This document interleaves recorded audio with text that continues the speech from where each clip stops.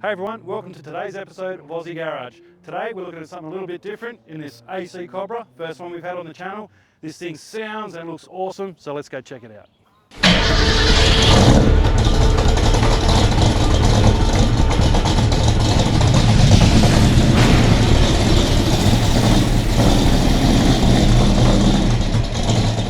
Marty, welcome to the channel. Thank you. Now, how long have you had this beast for, mate?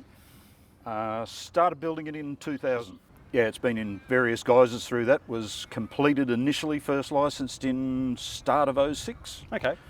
But yeah, every now and then I get sick of the way something is. I'm not happy with something, so apart it comes again and tidy up some things and try again. So it's had two fairly big ones. Yeah, fair enough. So yeah. So where did it start? I know most of these, like a genuine AC would be a pipe dream. I'm imagining this is a fiberglass shell with a... This is a fiberglass shell with a steel chassis underneath, yep. Yep, so what shell did you start with and chassis and that sort of thing? So it's a Replica Motor Company body, but after having a look at their actual chassis, I wasn't overly impressed with the quality of the welding and everything, so decided to, stupidly, to make my own chassis. Okay. So a mate had a Replica Motor Company kit, so just literally copied his chassis, cut all the tubes out. A mate of mine, Jamie Lister, is a coded welder, so he welded it all up absolutely beautifully. And then away we went from there. Okay, no worries. So 6 years it took you to do the build? Yeah. You were saying? Yeah, and that was the first build. So where did you get it to on that first build? That was licensed. Licensed, okay. So it was in primer grey, okay, but otherwise complete. No worries. So yeah. Yeah, so had the Symons wheels, all that sort of stuff. Actually had ROH wheels at the start. Yeah. Again, a composite wheel, 3-piece, but yeah, found the Symons later, liked them more. So you would have had to source everything for this car, one bit by bit. Would you like the gauges, the interior seats, absolutely everything. Everything. I literally started with an idea. That was it. So. Yeah. I've restored cars in the past. That's an absolute breeze compared to doing this. You start with literally nothing. So it was definitely challenging. Had its moments. Nice, but I guess through that process you would have been able to choose exactly what you wanted to go into the car. Oh, exactly. In the ways of running gear, brakes, all that sort of thing. Yep. Yeah. So it would have been I guess you get exactly what you want at the end of a build like this, don't you? Yeah. The initial build you're constrained because obviously engineers have to sign off it. It has to meet all the Australian design rules, so you're a little restricted there. So we've got the classic red and white paint job on this. You see a lot of the red in these cars. So that was just something that stood out to you? No, everything I've built myself, it's red. So I restored a Mustang convertible, red. Built a motorcycle similar to this out of a kit, red. Okay. It's got to be red. Yep, fair enough. It's got to be fast, got to be red. Yeah. So the red's kind of like your colour, we'll say. Yeah, absolutely. And beautiful. That exact red has been on the last 3 vehicles. So as far as like the fiberglass body turns up, all the rest of it, as far as your chrome and bits and pieces, is there remanufacturers out there of all that sort of stuff as well? Is that how you get a hold of your headlight buckets and your taillights and all that sort of thing? Yeah.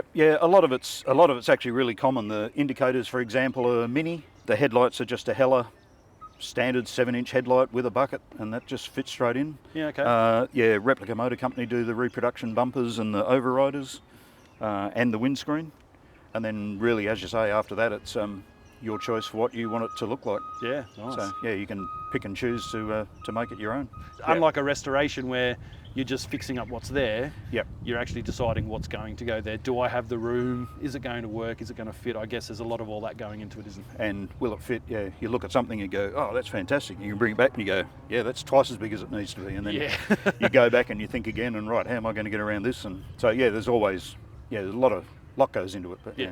There's been times when I've slammed the shed door and haven't gone in the shed for 3 months, But yeah, it's a love-hate relationship, as anybody that builds a car is well aware. Yeah, 100%. Yeah, it's how I want it to be. I don't care what anybody else thinks about it really too much, but it's what I wanted, so. Perfect, mate. We love that here at Aussie Garage because we don't want to tell anyone how to build their own thing. Yeah. The car was in here and now it's there, so yeah. Oh, perfect, mate. So, So where did it all come from? Like, where did your passion for cars first start? You said you've restored a few in the past. Was this this just a lifelong addiction like the rest of us, or? Pretty much. I can't honestly tell you where it very first started, but I did a automotive mechanical apprenticeship. So that was 15. I started my apprenticeship. I don't know how it started, but yeah, from 15 onwards, it's been either cars or bikes. You get sick of cars, so you go to bikes for a while. You get sick of bikes, you go back to cars, and been back and forward all the time. Anything with petrol by the sound of it. Pretty much, and it's fast. That's it, yeah, nice. Yeah, so speed has been your thing. Have you done any racing, that kind of stuff over the years? Motorcycle, done, well, pretty much everything with motorcycle racing, done road racing, natural terrain motocross, enduro, desert racing. So yeah, done way more of that. Yeah, I haven't done very much with the car at all. Yeah, okay, So. yeah. All right, mate, so everything looks pretty compact in there. What are we running in there? So it's a Dart Iron Eagle block. Okay. Got trick flow heads and inlet manifold. Got Paxton Novi supercharger on front, and yeah, just lots of other stuff to make all that work. Yeah, that's it. Hey, the list can get full. quite long. Yeah, it's full. No, this looks fantastic in here. Now I know you've you enlisted the skills of Lurch at Lurch Customs Fabrications. So I assume all the alley work and that in here was done by him. Lurch hates me because I wanted to do absolutely as much of it as I could possibly do myself. Okay. I can weld, but I wouldn't trust it. Lurch has got welding to a fine art. He has. So things like the intercooler piping, for example, I cut all the angles, got everything where I wanted it. I'd take 2 or 3 pieces to him, he'd tack it together, I'd come back, try that. Okay. Make another couple of pieces, he'd tack that together, come back, yeah, that's it, take it back, then he'd beautifully welded, as you can see. So yeah, he's been really patient because I'm sure it was way more of a hassle for him the way I wanted to do it rather than just take the car to him and he'd have done it in no time at all. But things like all the supercharged brackets and spacers and all that stuff I've done myself. And it looks great in there. Like everything looks, like it almost looks like that's its spot. You know, that's where it's meant to be. That's good because that was the only spot. Yeah, that's the thing about a compact bay, isn't it? You know, you can, you've really got to find your spaces and that sort of thing. So what gearbox have we got running behind this one? So it's a Tremec TKO, McLeod twin plate clutch. Then in the back it's a Jag XJ12 diff. But once we got the horsepower happening, it was everything you read, they say, 500 horsepower is it for the diff. Yeah, okay. So did a fair bit of research, and the Jag internals were based on a Dana 44. So I bought a True Track Dana 44 centre, had to narrow the centre a little bit, machine that down a little bit. Aftermarket gears, got the 3/7 gears in it. Yeah, so really the only Jag part in the back end now is the calipers and the housing, because they're inboard brakes. Yep. So the housing and the brakes are there. Had some chromoly billet rear axles made. Yep. Then of course you find out that the aluminium rear hub uprights are only good for 500 horsepower. So made some, had some CNC machined in chromoly again. What does a car like this weigh? They can't weigh a lot. It's actually heavier than it looks. It's 1,300 kilo with about 60 litres of fuel in it. So. Okay. Yeah.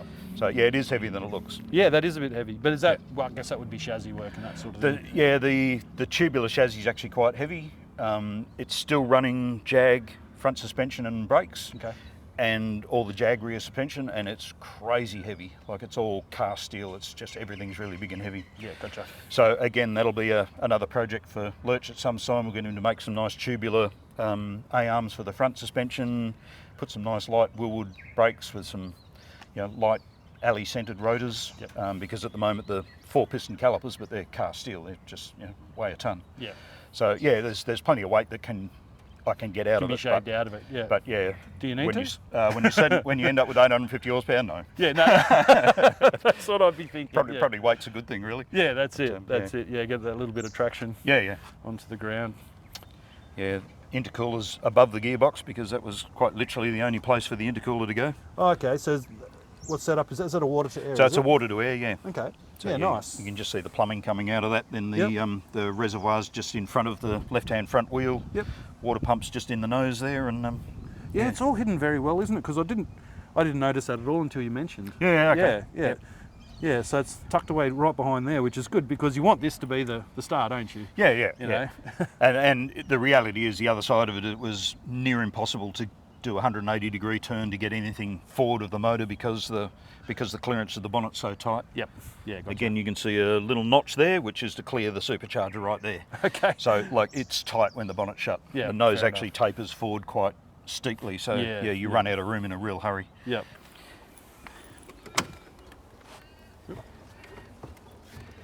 Yeah. Good luck. It's not the easiest thing to get into. No. Especially for a tall guy like me. Ugh. Jeez. Stop laughing, Phil. Not bad once you're in, but yeah, like it almost feels like you've got quite a lot of leg room really when you think about it, but it's very narrow. I think the whole part of the kit idea was that the transmission tunnel's enormously wide, so that you can fit pretty whatever much any you want engine in and gearbox combination in there. So. And that in turn gave you room for the intercooler and all that sort of stuff that you said you've intercooler's hidden down literally there. Yeah. right on the transmission tunnel there. Yeah. Yeah, sweet. So what gauges did you go with in the end? So they're VDO gauges. I can't remember what they called, a Royale or something, but it was a kind of fitted the look that I wanted. Not modern, but you know, not the real vintage style. So. And just a simple little electrical panel there for all your indicators and your battery light and all that sort of thing. Yeah, that comes back to one of the things that's a licensing requirement. Have to have a seatbelt warning light. Have to have et cetera, et cetera. So yeah, all of that's the reason that's there. Yep. Wouldn't have been otherwise. But and what's the other little control panel just on the front of it in there in the steering column? That's a progressive shift light.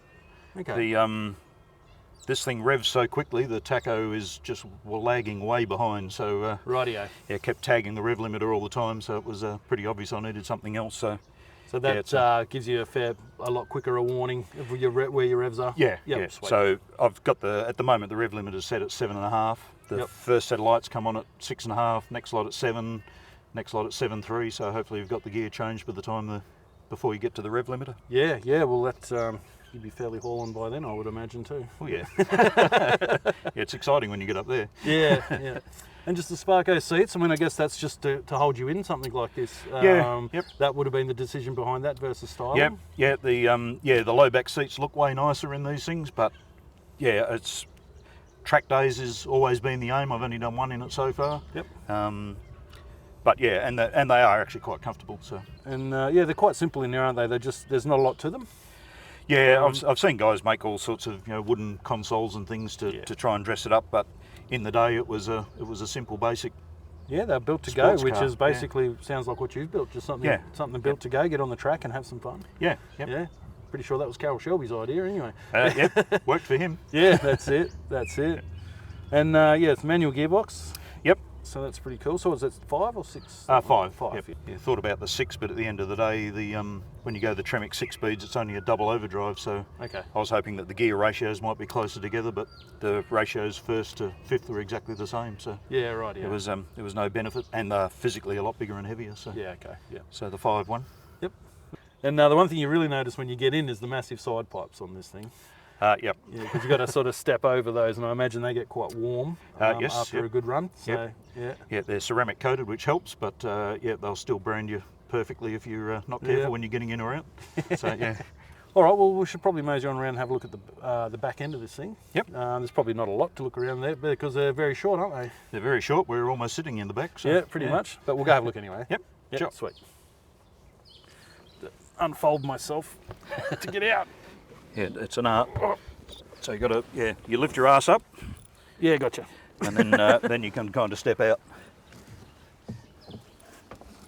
Oh. Bit like getting out of a go-kart, isn't it? All right, so they're pretty stylish around the back end here, aren't they? Yeah, no, they're a good-looking car. That was really end of the day. That was the thing that attracted me to them when I was in my early 20s. It's like, that's awesome. Yeah, no, definitely. So that's such an iconic car, such a stylish car, and it's amazing, like you say. Now that you've pointed it out, I'm looking at the indicator and the brake lights and stuff, and I'm seeing trailer lights. Yeah, it's it sort of doesn't make sense in that way, but I guess it was built to roughly built to what run, it was in the day. Yeah. Because the body was made in England, as you're probably aware, and so it's all the same British stuff that was on anything that was made in England at the time. So that's it. Yeah. And I noticed you do have a modern brake light up there, though, sticking out. Is that what that is? Yeah, again, that's a licensing requirement initially, along with the reverse light. Has to have a reverse light. So is that because this was they consider this as a new build, so you have to go with the 2006 rules and regulations? Yeah, exactly. Yeah. So it's effectively licensed as a 2006 model car. Okay. Yeah. So hence the seatbelt warning lights, the high mount stop lights, all that kind of carry on that you have to have. So. No airbags though. They did not worried about the airbags. Was that even a thing? Did that come up? No, not in the day, but it's from people I know that are building kit cars now. Everything's getting harder and harder and harder. So gotcha. Yeah. Yeah. Hopefully they don't over-regulate it so that you can't have things like this, because it'd just be crazy. Basically, the front section of the boot there is where the fuel system is. So there's an in-tank pump that fills a 3.5 litre surge tank, which then goes through the fuel filter, Holly Dominator pump, second fuel filter. Yep. Off to the motor. Yeah, sweet. So really, there's not a lot of room left in this car, except to sit and maybe put your handbag. No, it's there's so much stuff. It's been a challenge to find room for everything for sure. Yeah. How wide are these tyres on the back? How wide a tyre could you get under here? The rear's a 315. Okay. Yeah. So that's enough meat, but I guess you could do with more. It still spins up like crazy. I imagine it would. And they're a Toyo street legal race tyre, so they're a control tyre for some circuit racing. So get them warm and they're pretty good. And if the road surface is good, you've got half a chance. But if the tyres are cold and the road's not fantastic, you can wheel spin first 3 gears easy. And that's the traditional style petrol cap, I'm assuming? Is that sort of where they all were? Yep, and that hides another little secret, because again, for licensing, you have to have one of those unleaded fuel restrictor things. So you actually flip that open, and there's a regular late model fuel cap hidden underneath. Yeah, gotcha. To meet the licensing laws. So. Okay. Yeah. And there's only ever had the roll bar behind the driver's seat. That's always been very interesting to me. You wouldn't want to be a passenger, would you? When when you're going around the track, or when you haven't given it a really good boot full. Yeah.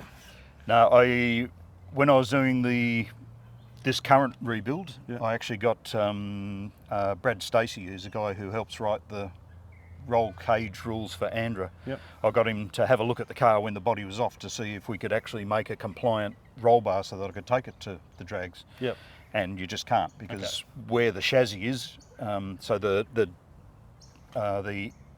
down tubes or up tubes, whichever you like to call, in the main hoop, have to be straight, no bends. And there's no chassis. No chassis there to put it there. So that's kind of a problem. So that was really the story behind this roll bar. The original roll bar was literally a piece of exhaust tube chromed. It was a trim piece, literally, just to make it look neat. But this is now a chrome moly tube. I again fabricated it, lurched, welded it all up, did the bends for me. I'd show him what I want, away you went. Perfect. That actually welds to the chassis, but the right hand tube has got a bend in the end. So strictly speaking, it's not compliant, but if it goes upside down, probably should keep my head off the ground. It's a lot better than having nothing at all. A bit of a chrome exhaust pipe. Hopefully it'll work. No, that's it. No, perfect, mate. All right, well, I guess we've come to our favourite part of the day, and that's to go for a cruise in this thing. Yeah, sure. I don't think we're going to get much talking done, so we're just going to go for a drive, eh? It's not very quiet. Fair enough. Let's do it.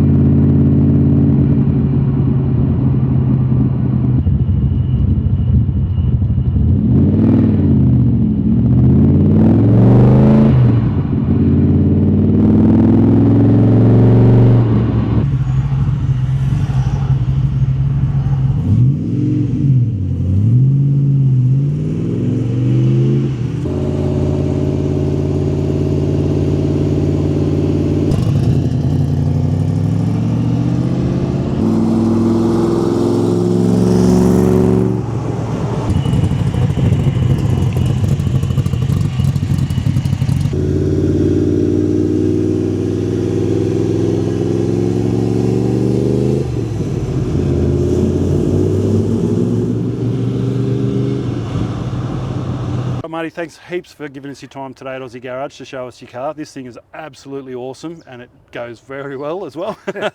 And it sounds fantastic. I love the noise this thing makes. And yeah, you've done an awesome job putting this thing together. So well done, and thanks for showing us your ride, mate. Thank you. Pleasure. Cheers. Easy as.